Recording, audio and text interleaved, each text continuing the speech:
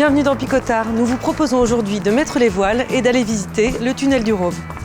Le Rove, charmant petit village situé non loin de Marseille, donna son nom à cette voie maritime souterraine mondialement connue de par sa longueur et sa voûte impressionnante.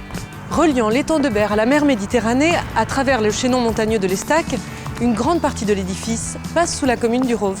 D'une longueur de plus de 7 km, d'une largeur de 22 mètres et d'une hauteur de plus de 15 mètres, le tunnel du Rove est remarquable de par sa voûte de 320 mètres carrés, l'équivalent de 6 fois celle d'un tunnel de chemin de fer à double voie. Les travaux commencent en 1911, entrepris par un ouvrier reconnu, Léon Chagnot, qui réalisa de nombreux ouvrages de travaux publics.